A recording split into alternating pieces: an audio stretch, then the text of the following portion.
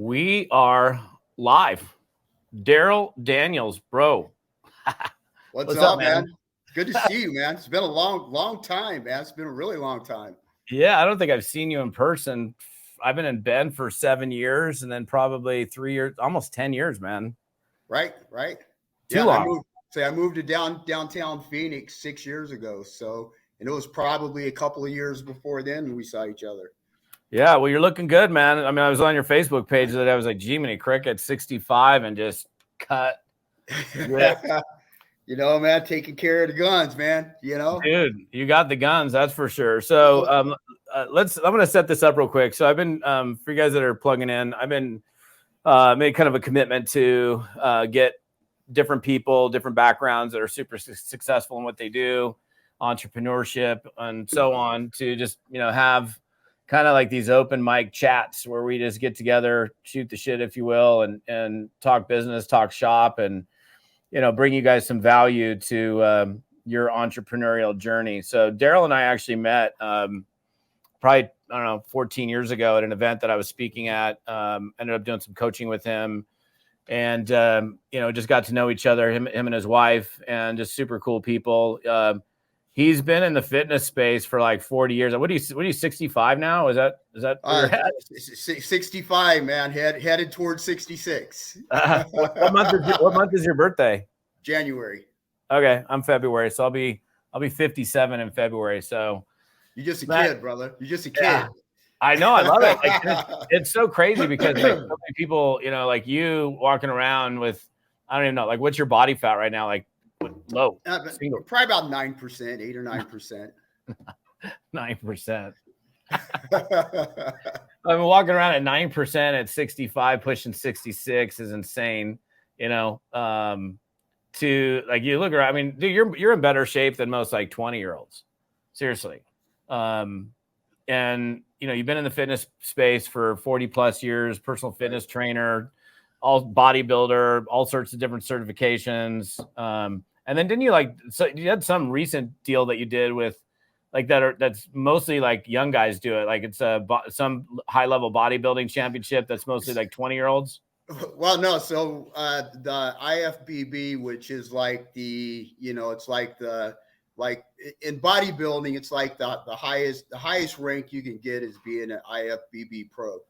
And that was something when I was in my 20s and I was a young bodybuilder. That was like my goal in life. I wanted to be an IFBB pro.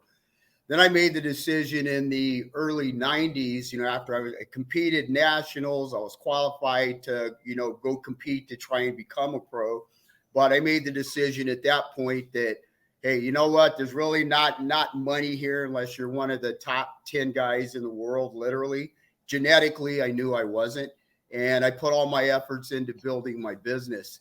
And it just kind of happened that, in the last few years, the IFBB created, a master's pro card, so they kind of bought that opportunity back for me. And luckily, I didn't let myself go to shit, trash my body and, that type of thing. So I was able to, life just worked out where I was able to jump in and compete and, go get that pro card in 2019.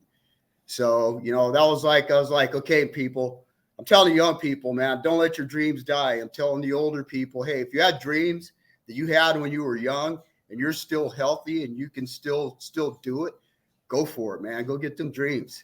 Don't let them die inside you. Yeah, man. It's never too late, right? That's just crazy. So 40 years, so have you, I mean, I've known you for 14 years. Every time I've seen you, you're in like tip top shape, but like staying in, like, have you stayed in like just that kind of shape for 40 years? Like, I mean, did you get fat ever? Like, I mean, I don't know, like fat for you is probably different for other people. But... yeah. Cause I mean, I had such a base to work from, but I had a little point in my life where I stepped, out of the fitness business after I, been in the industry for about 15 years. And I started investing in real estate, working with a group of guys doing that. And the lifestyle was just completely different, bro. It was like, hanging out at cigar stores and drinking during the day, going out to dinner every night.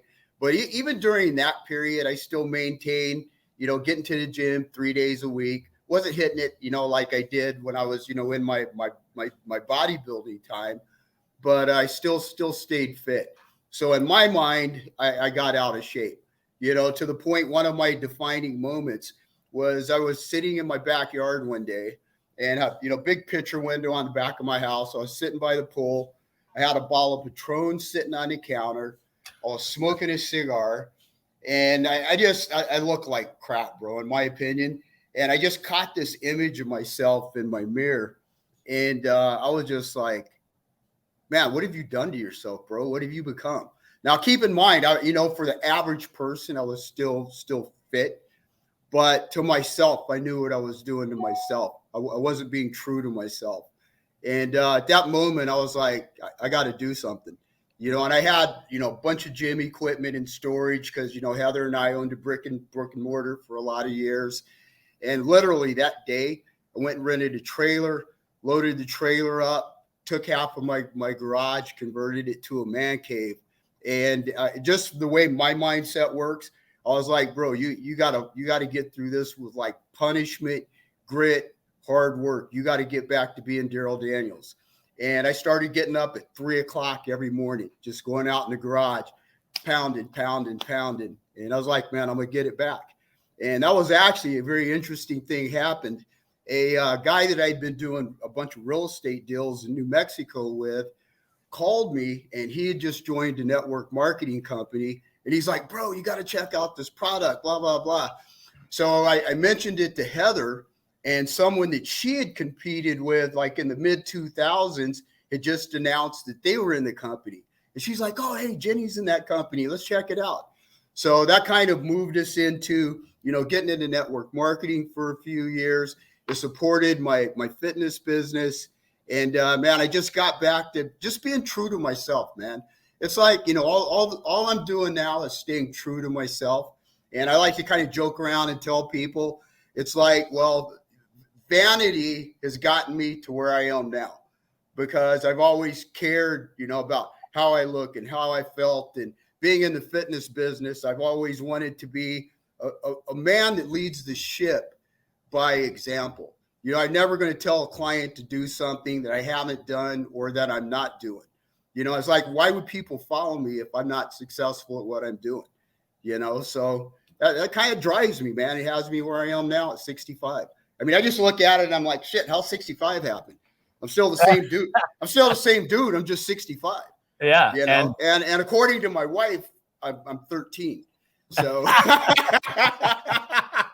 I don't know how old my wife would say I am. I'm probably in my young 20s or something like that. I don't know. I don't think you want to grow up too much, man. Nothing wrong with being mature, but like, it's right. So funny. Like, people get, what's crazy to me is people who are like 40 or 45. They're like, oh, I'm old, or I'm too old for that. And I'm constantly telling people, I'm like, dude, stop using that word. Like, you're describing yourself and using this word that I personally will never describe myself using that word, because I think it's like you're telling, as soon as you start telling yourself that, then your cells start to believe it and your body starts to believe it. And then you get aches and pains, and you stop doing the things you used to do. I mean, I see people that are like, I ski 50, 60 days a season, and I'm skiing with guys that are 65, 70, 75 that are shredding, guys that are hiking up mountains, 2,000-3,000 vertical feet, and then skiing it back down. Their cardio is insane. And then there's guys that can't walk up a flight of stairs. But bro, you hit it right on the point, man. It's mindset. The mindset and self-talk and what you tell yourself is so powerful that people just don't get that. I mean, it's like when you convince yourself that you can do it, you can freaking do it. You just have to get out there and do it. You can't tell yourself that you're old. You can't, man, as far as I know, I've never seen like a time limit being on a set of squats. I'll get dudes in the gym like, oh yeah, well, you shouldn't squat after 40. It's like, who told you that bullshit? You squat as long as you can squat. Yeah. In fact, you should be. In fact, I go, let me tell you this. What are you doing every time you sit in a chair and stand up? You just did a squat. So you're going to turn 40, you're going to quit sitting in a chair? Hey, so let me speaking of squats, let me ask you a quick question. So when it comes to like a regular bar squat where you're holding the bar back here, like I have always had such a hard time doing that because like my arms, my flexibility, like I can get it back here, but like when it's resting on my neck, it's always so uncomfortable that I've shied away from squats and done presses and extensions and anything but like me holding a bar and doing an actual squat. So like what do you give me some advice? What can I go do so I can like work my legs without necessarily wrenching my neck trying to do a squat, because it's been always so uncomfortable for me for like, I mean, as long as I've lifted weights. So one of the things I like to recommend to people is doing a deficit squat, where basically you would take, two boxes, like two 12-inch or 16-inch boxes, stand on the boxes, hold a dumbbell or a kettlebell between your legs, and then just squat down to 90 degrees or a little bit below if you can. But you've got your back nice and flat. You're holding the weight in the lower position, and then you're not going to be in that position where you're holding the bar back here. If you have any type of shoulder injuries or impingements, that's going to be a little tough for you.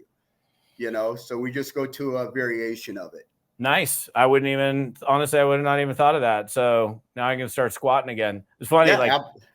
Yesterday I got back into the gym lifting for the first time. And like, I have a gym outside of my office here, but the first time I went back in the gym for over a year. I've been doing yoga like 4 or 5 days a week.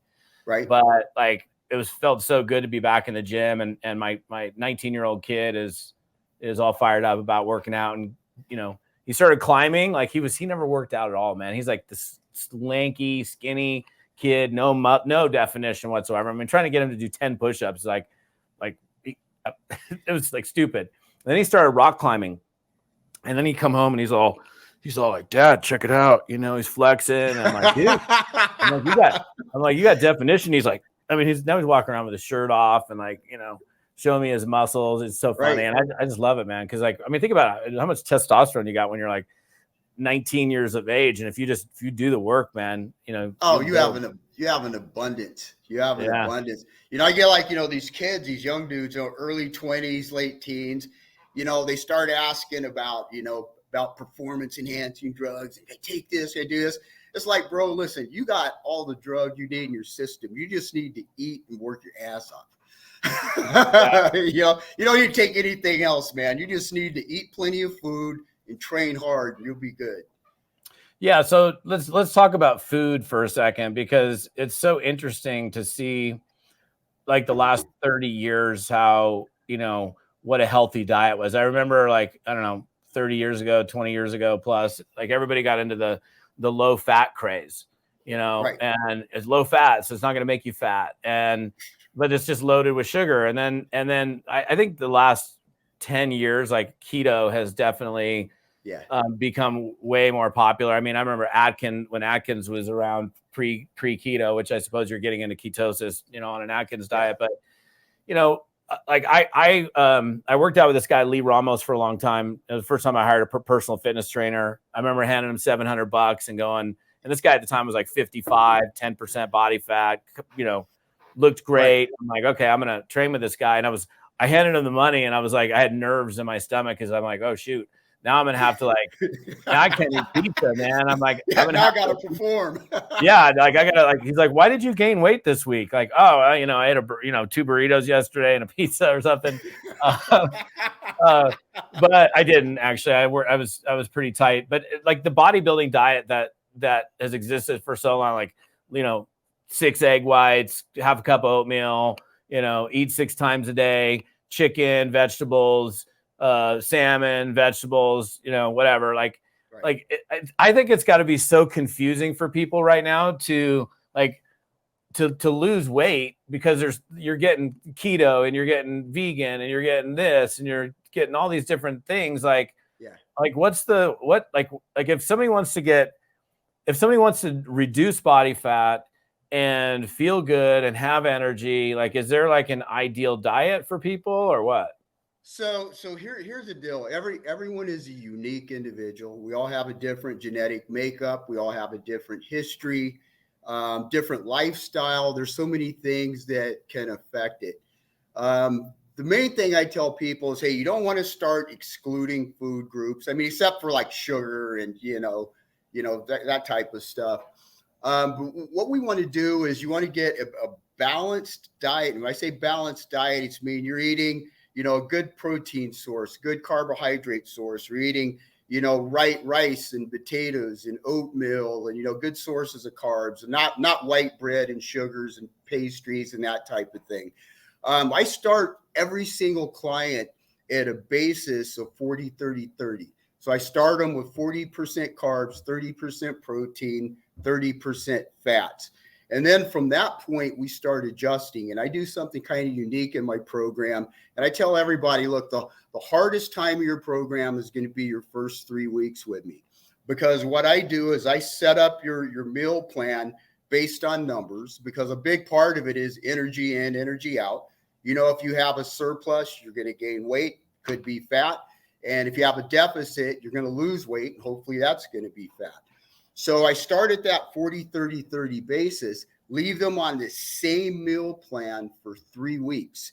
And our communication becomes very important at that point, because I want to know how you feel, how your energy is, how you're feeling in the gym, what's happening when you step on the scale, if you're feeling bloated, if you're feeling tight, if you're getting headaches, or if you're not getting headaches.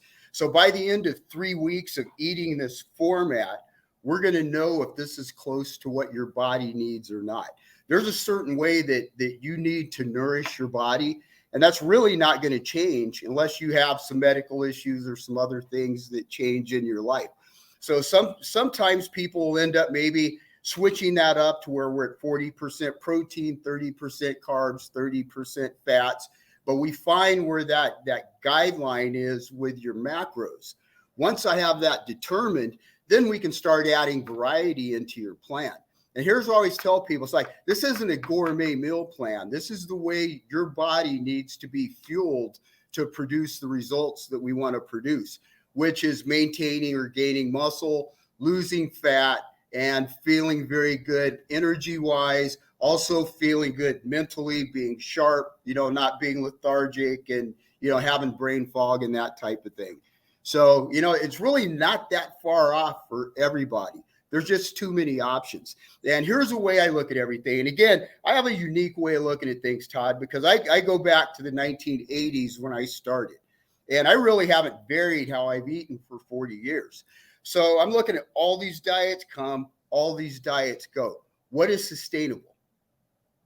Okay. The only thing that works is what is sustainable. If it's only going to work for you temporarily, that's not the right thing for you. It's going to produce temporary results because you're always going to go back to what you were doing. So we determine what's best for your body, what you should do, and then that's how you should pretty much eat for the rest of your life. If you want to put muscle on, we go to a surplus. If you want to drop weight, we get you into a deficit. So it really is that simple. I mean, people just make it too complicated. The diet industry has made it that complicated. And people trying to make this, they've made it that complicated. Give it some trick name, get people some fast results and make a lot of money. But all those people are in the diet. I mean, I always laugh at this, bro. I've seen so many people lose the same 40 pounds every single year. I'm like, aren't you tired of that shit yet? That's the same 40 pounds you lost last year, the year before that. It's like you're going nowhere. Yeah, Hollywood diet, keto diet, right. All fruit diet, the carnivore diet. Right. Yeah. I mean, I love meat, but it's like I can't imagine just like waking up and having a steak. And I know like Joe Rogan is like, carnivore and Peterson, but Jordan Peterson, yeah. But see, Jordan Peterson's doing it for medical reasons. Yeah, he and his daughter. Yeah. They do it for medical reasons.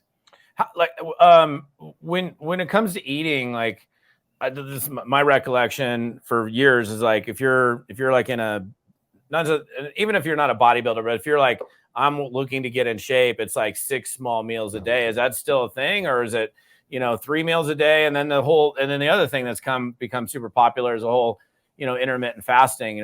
Fasting for 16 hours and then OMAD or a couple meals a day. Like, what's your thought on that, and how many times somebody should be eating every day? So typically I will have people do, depending on what their goals are, it's going to be 3 to 4 main meals per day, and then a couple of snacks. A big factor is going to be, how long is your day? So people will say, well, I heard you shouldn't eat after 6 o'clock. I don't know. Do you go to bed at 11 o'clock or midnight? Because here's what you want to remember, the way your body uses nutrients. Your body uses nutrients. It has a protein window. It's protein pacing. About every 3 to 4 hours, you need to replenish that protein supply in your body. So you're keeping a fresh supply of amino acids and the things that your body uses to repair tissue in your body. So I have people take food in every 3 to 4 hours, whether it's a, full meal, a balanced meal, or it's a snack. And even snacks, I still balance with protein, fats, and carbohydrates. We just spread it out through the day. So, the key is keeping those nutrients in, especially if you're active, you're busy, you're working out. You got to remember that's a fuel source.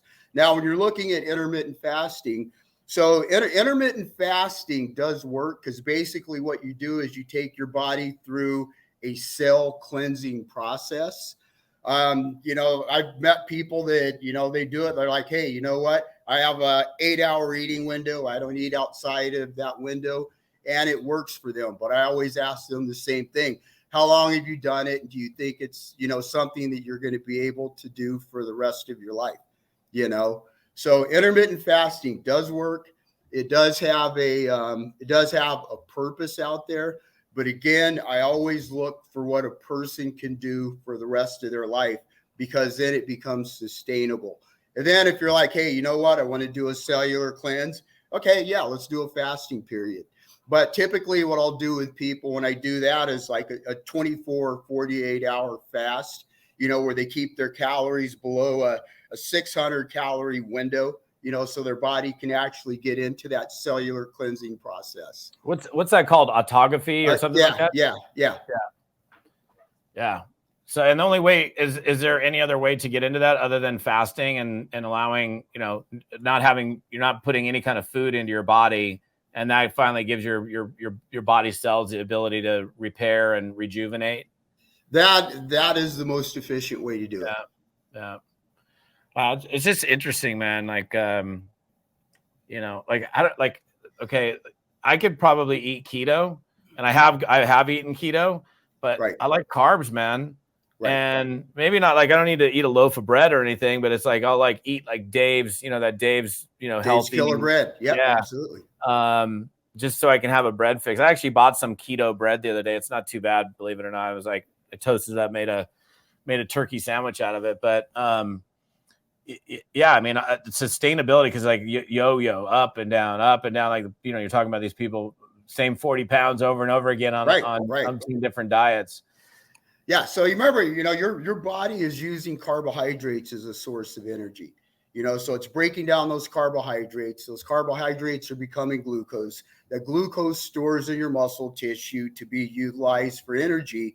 Your brain also runs on glucose, so those carbohydrates are healthy. Carbohydrates have just gotten a really bad name out there. And a big part of it is a label that the industry put on carbohydrates by trying to sell other types of diets. And again, it's a type of carbohydrates. So when you're looking at your carbohydrates, there's a period of time, it's called the glycemic index. It's a period of time that it takes carbohydrates to convert into glucose. So when you're looking at, simple sugars, you're looking at pastries and candy and sugar and that type of stuff, and even fruit, it converts really, really fast into sugar. So anytime you get that conversion and you get that increase in glucose, it's also going to spike insulin, because your body uses insulin to keep that glucose down. So that's why people are eating, too much sugar, too many simple carbs, on a regular basis for a long period of time. Typically, you'll see it in overweight people.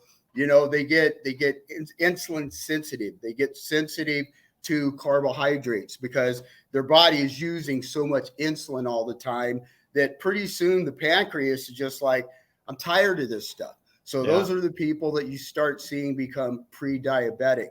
And then those numbers will show up when they start doing, their blood work. Their A1C level will start being elevated in their blood work because they have too much glucose in their bloodstream because the insulin just isn't doing its job anymore.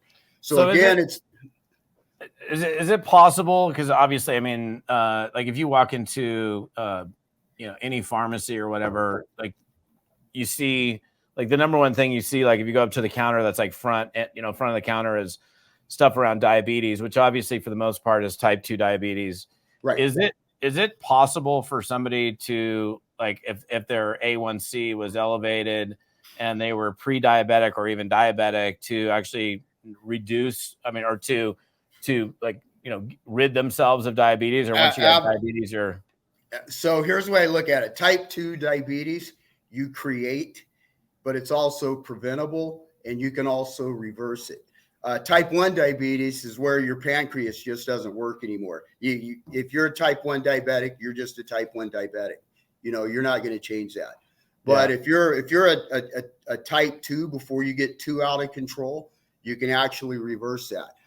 So we've seen people, get off of their glucophage and different, diabetes medications just by increasing their exercise, starting to eat better, and bringing that A1C level down. Just and how would they do that? Healthier lifestyle. Does that mean like, okay, no fruits at all, no rice, no potato? Like if somebody's in that position, do they need to almost completely cut out carbs other than like lettuce and? Well, what we did, they'll bring their carbohydrates down to typically about a 20% range. So they'll eat complex carbohydrates. They can eat a small amount of fruit, just don't overeat fruit. Fruit's very healthy for you. People should be eating fruit. It's one of those food groups that, you don't want to eliminate. But again, if that's your situation, you're going to keep the carbohydrates lower. You're going to keep the protein and the fats a little bit higher. The proteins and the fats are also going to give you that satiety where you're going to feel a little more satisfied, after your meals.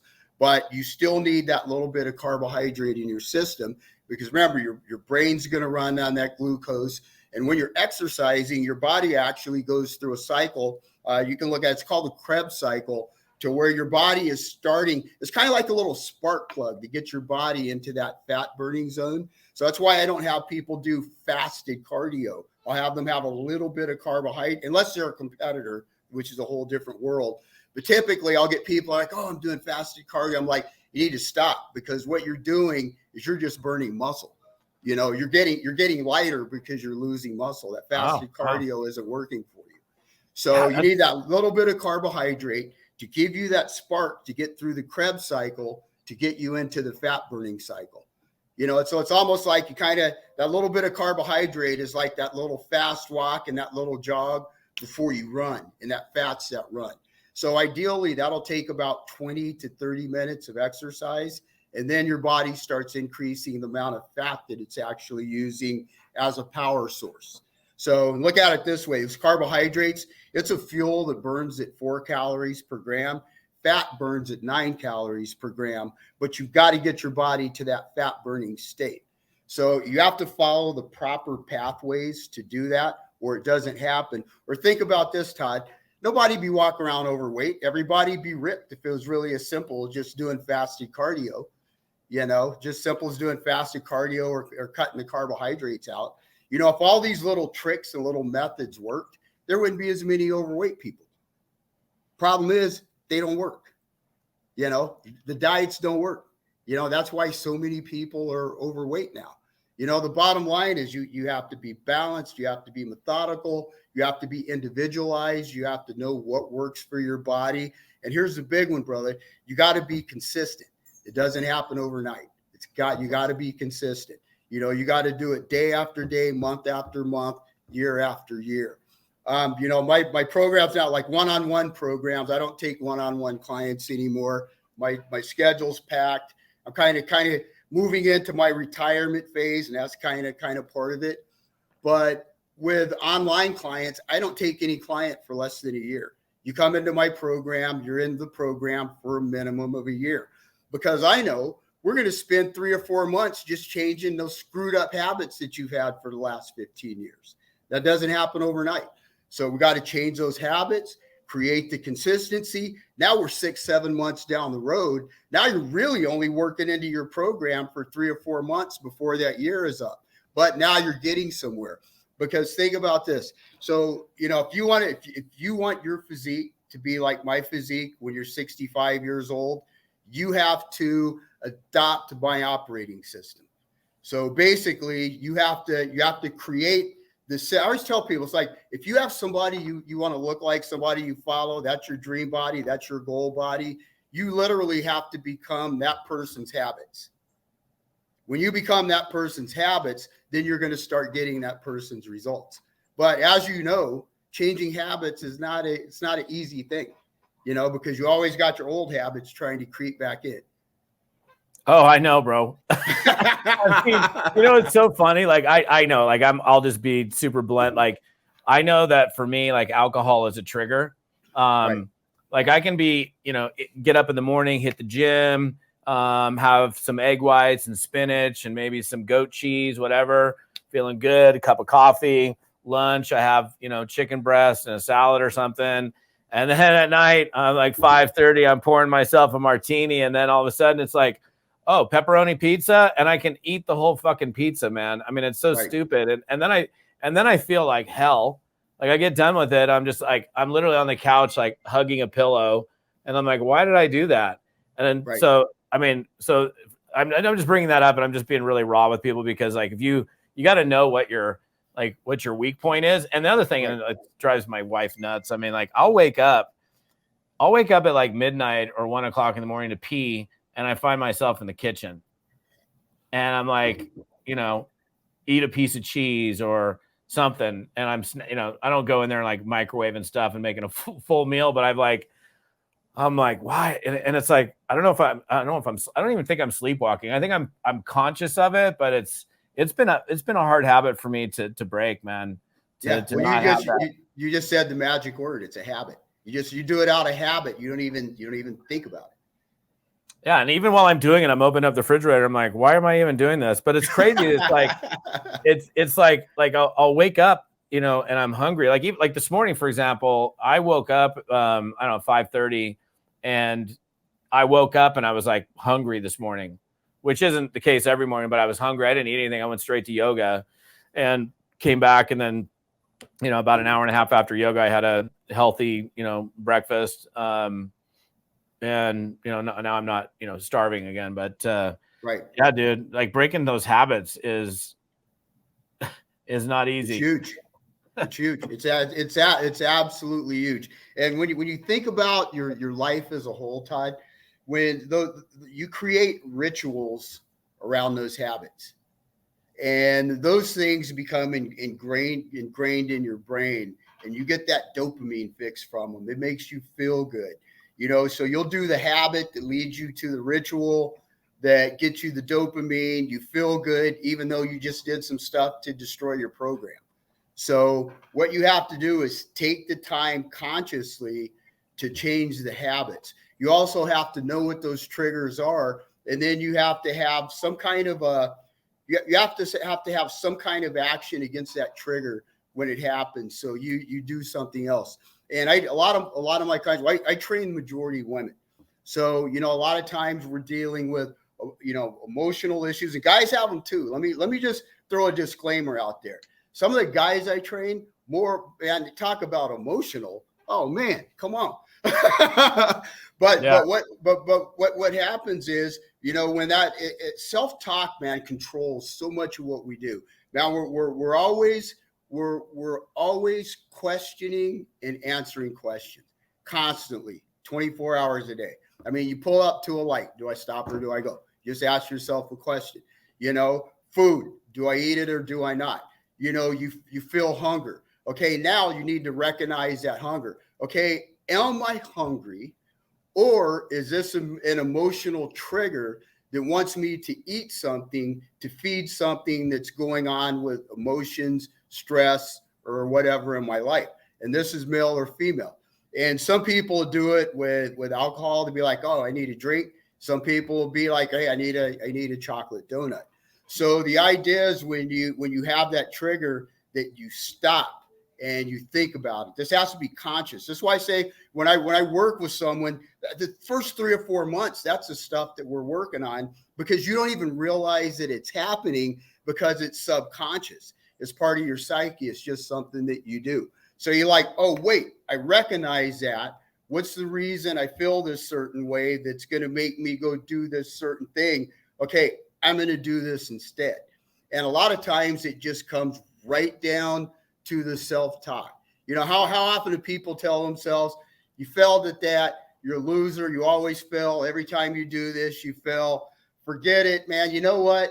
I just stopped at, by someone's desk at the office, ate a handful of M&Ms. I just crashed and burned my program. I'm an idiot. I'm going to stop. I'm just going to try again next week. Okay. That's not the right thing. The proper thing to do is, you know what? I just stopped by the desk. I grabbed a handful of M&Ms. I did it before I even thought about it, but I'm going to be right back on my next meal, exactly what I'm supposed to have.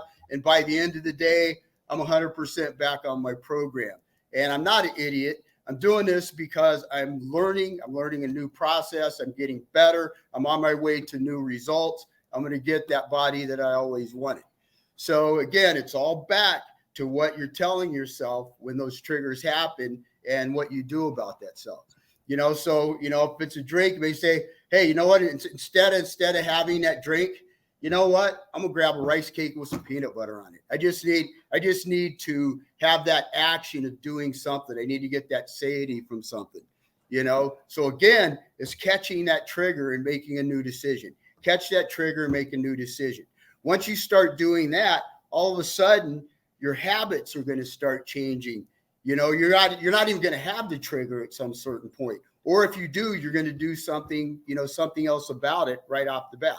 And we all deal with it. I deal with it, but it's how fast you react and what you do about it. And that goes just throughout life, man. But so much stuff, bro, comes down to self-talk. If I was going to talk to a room of 5 million people, the first thing would come out of my mouth would be, what did you say to yourself this morning when you woke up? If it wasn't, I'm freaking awesome and I'm going to kill this day, we need to have a conversation. Get out your pencil and paper, you know? And I always tell people, when you think about, I see my business right here, Beyond Bodies. Heather and I went through a whole process in 1998 to name our business, because we realized that we're working with people on their physiques, but it went so far beyond the physique to actually get the physique. You got to work through all this other stuff to get the physique and be able to keep the physique. So we named our business Beyond Bodies. So now we know, okay, we got to deal with all this stuff, create these changes, create new habits. But it all, again, goes back to the self-talk. And I always tell people, if you wake up in the morning, you walk in your bathroom and you look at yourself in the mirror and you go, crap, dude. It's like, oh man, dude, you need to lose some weight. If you're saying to yourself, that's the first thing out of your mouth every single morning, how's the rest of your day going to be? Yeah. Your day needs to start with the most positive self-talk. You're going to kill this motherfucker, excuse my language, on your podcast. We're going to kill it. We're going to do what it takes, whatever it takes. I'm the best. Yeah, well, I may not be the best right now, but I'm on my way to being the best because I'm going to do the right things today. Now you're on your way to lighten your world on fire. You light your world on fire, you're going to start lighting the people around you on fire, man. But if you're walking in because you're like, oh, man, I need to lose some weight. I feel like crap. Oh, dude, I'm tired this morning. Oh, God, I'm going to go back to bed. I need to hit my snooze alarm for another 10 minutes. You know what, man? Every morning, I get up, bro. I'm 65 years old. I get up 2:30 in the morning, dude. What, dude, and I'm not. What time do you go to bed? 7:30, 8 o'clock, sometime 9. I'm tired. I'm tired by then. I'm tired. Well, see, because the thing is, man, I train my first. I'll train my first client at either 4 or 5. Wow. I got to take care of me first, bro. Yeah. I got to do my rituals first. Yeah, agreed. It's crazy. So for last, I don't know, probably 4 years, I've been doing yoga. That's been my morning workout. And for me, it's good for just sweating, flexibility, mental health for sure. Just, I feel better having, got up and done yoga. And Yep. I like this morning I go in this class and the class was packed. I mean, there was I think there was 32 people in the room and it was warm. I mean, it's not hot yoga, but it's probably 80 something degrees, all that body heat, people moving. By the time we got done, I don't even know if it was probably over 90.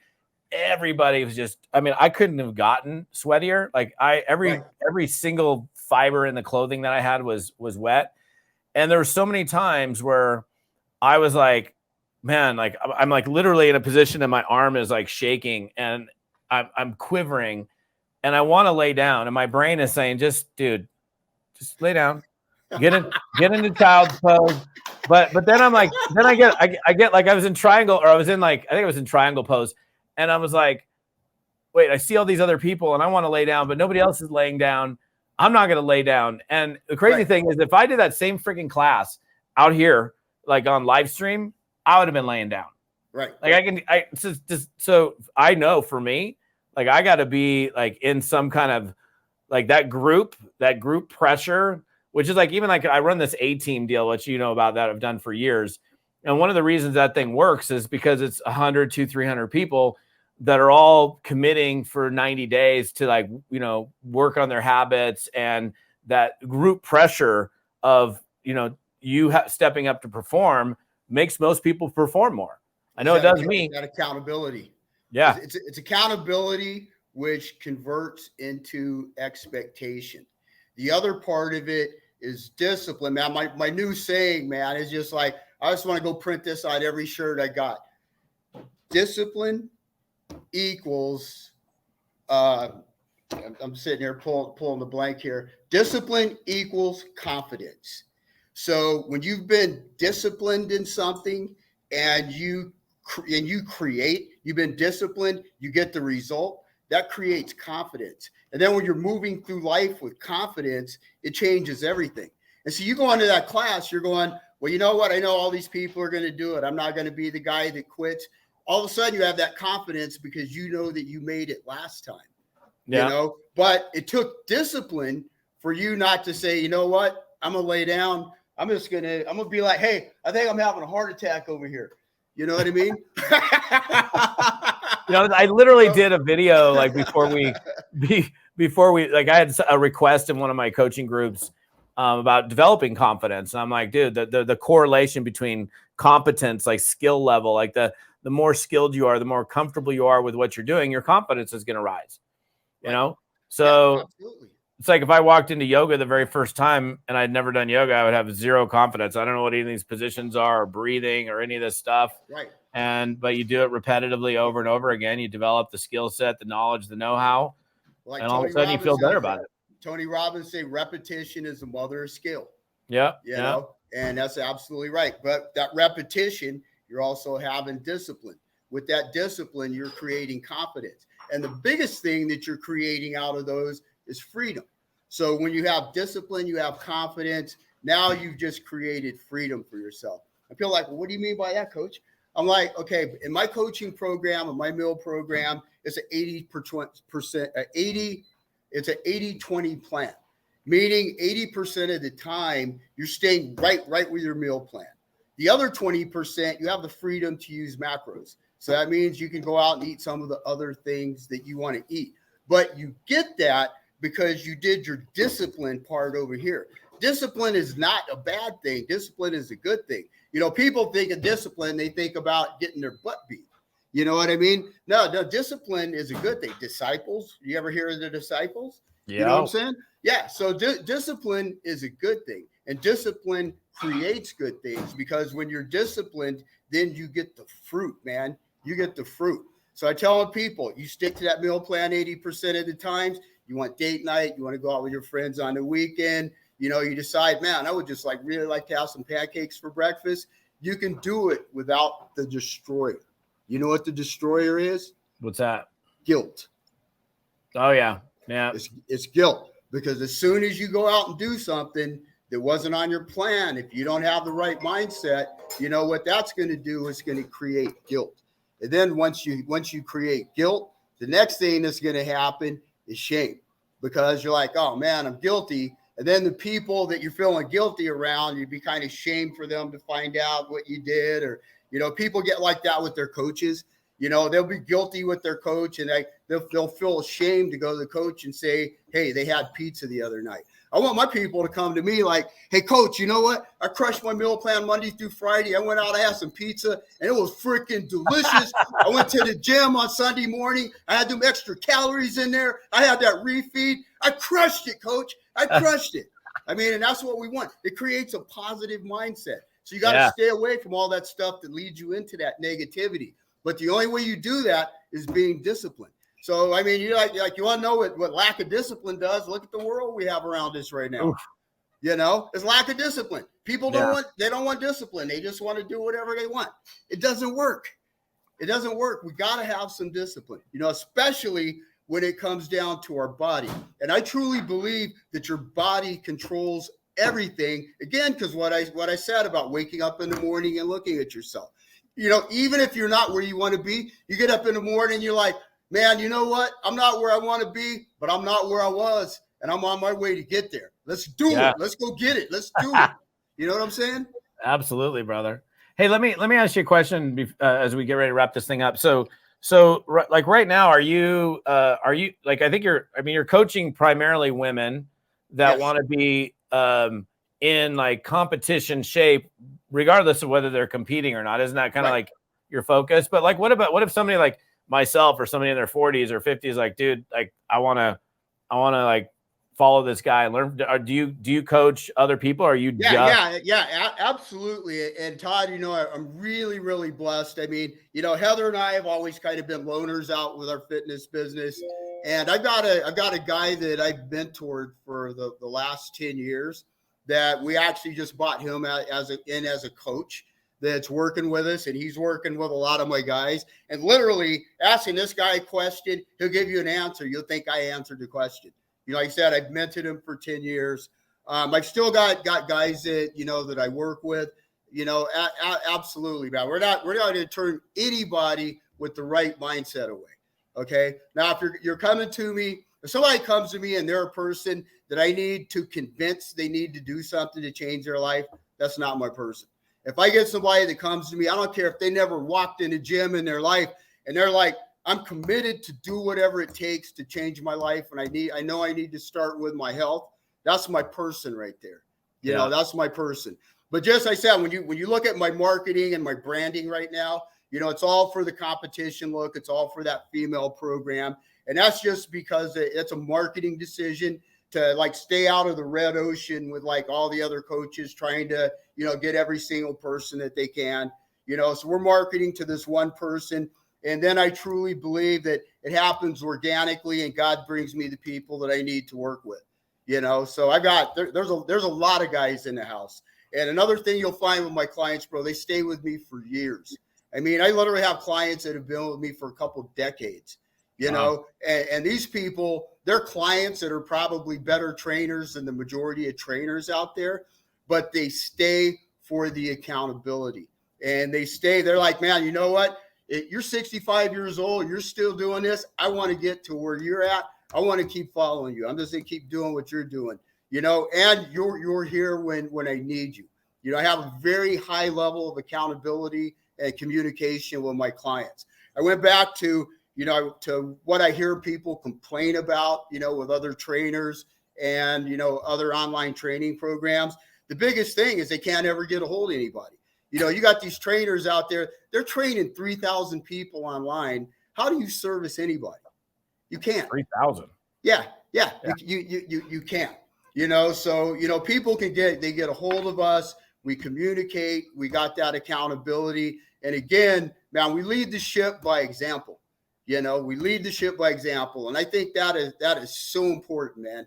Just so important. Because if I believe in it that strongly and I know that it works, I can tell you without a doubt, I can tell you with absolute certainty, you do what I tell you to do, barring any medical stuff or whatever, it's going to work. Okay. And if it's not working, I know you're not doing what you're supposed to be doing. I'm going to call you out. I mean, my people don't check in on my coaching app. Guess what? They get the phone call that they don't want. And you know what? They don't want the phone call, so they make sure they keep going. Yeah, I like that. That's true accountability, bro. Hey, so what if somebody wanted to scope you out, like what's your website? So what I would have them do is go to Beyond Bodies, and Bodies is spelled BODYZ.net. And you go to beyondbodies.net, little tab right at the top. You click on it. You can get right onto my schedule and right on a phone call with me. Sweet. Absolutely. We have a conversation. We're going to have a conversation. And at the end of the conversation, you're going to hate my guts. Or you're going to think I'm the greatest guy in the world. Yeah, I think you're a pretty lovable soul, man.